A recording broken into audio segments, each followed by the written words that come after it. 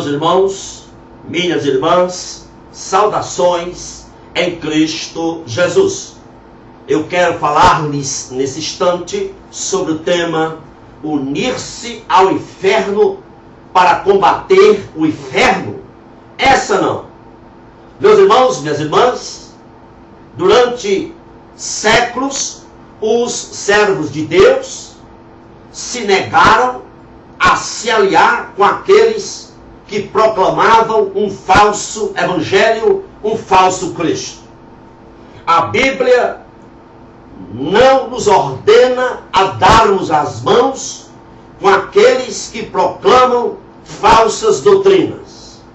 A Bíblia ensina que os crentes devem se manter separados de qualquer ensino que contradiz os fundamentos basilares da fé cristã. A Bíblia nos ordena que nunca, jamais devemos nos colocar em julgo desigual. É que diz o apóstolo Paulo em 1 Coríntios 6,14. O apóstolo Paulo ainda é enfático. Em Romanos 16:17, o apóstolo enfatiza: rogo-vos, pois, irmãos, que noteis os que promovem escândalos contra a doutrina que aprendestes, desviai-vos deles. Portanto, meus irmãos, unidade fora da sã doutrina deve ser evitada, mesmo para defender uma causa em prol da família, em prol da sociedade. Quer seja para combater o aborto, quer seja para combater o homossexualismo, quer seja para combater o casamento gay, a ideologia de gênero, quer seja para combater a corrupção. Nós não devemos nos assentarmos com falsos ensinadores da palavra de Deus. O tema unidade na diversidade é um tema muito usado, diplomático até, mas é antibíblico. Porque a Bíblia enfatiza que ao invés de nos unirmos com os de outra fé, nós devemos exortá-los com temor, longanimidade e doutrina. 2 Timóteo 4:2. Portanto, meus irmãos, o cristianismo verdadeiro não tolera a conjugação entre o certo e o errado, entre a verdade e a mentira, e entre a luz e a escuridão. Orando ao Pai, Jesus orando ao Pai, no capítulo 17 de João, ele diz, 17:17, santificai-vos na verdade, a tua palavra é a verdade. Quando Jesus disse isso, ele quis deixar claro o seguinte, que a unidade cristã se dá pela palavra de Deus. A unidade não deve ser meramente espiritual, mas a unidade deve ser, acima de tudo, bíblico-doutrinária. É lamentável, meus irmãos, vermos hoje pastores e igrejas dispostos a apagar a linha divisória, distintiva entre o salvo e o não salvo, entre a verdade e o erro. Pastores, igrejas hoje se juntando com católicos, com espíritas, com adventistas do sétimo dia, em frente única para combater o aborto, a ideologia de gênero, para combater a corrupção, o casamento gay. Meus irmãos, isto não é bíblico. Por quê? Porque verdade e erro são incompatíveis. Não pode se juntar, é como óleo e água. Verdade e erro não pode se combinar para produzir coisa boa. A doutrina nunca, jamais pode ser sacrificada em nome da unidade.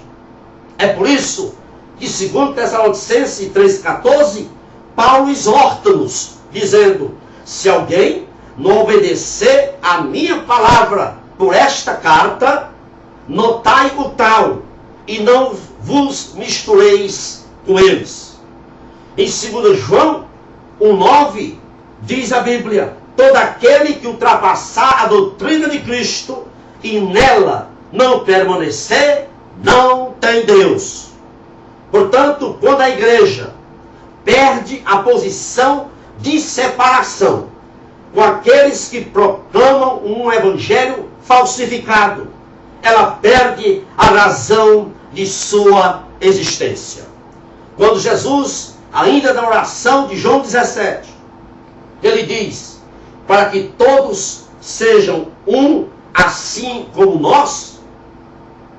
Ele está aí mostrando que a unidade que deve acontecer, Jesus está dizendo que a unidade que deve prevalecer é exatamente aquela unidade que tem identificação. A unidade que Jesus pede aí na oração ao Pai não é uma unidade sem identificação, mas é uma unidade que resulta na submissão à prática doutrinária verdadeira. Portanto, não podemos cooperar em uma frente única, não podemos nos juntar numa frente única com aqueles que rejeitam a suficiência do Calvário. Lamentavelmente, muitos pastores e igrejas hoje estão seguindo a agenda de Satanás, estão beatificando a tolerância, unindo-se com os gafanhotos que têm arruinado a sã doutrina.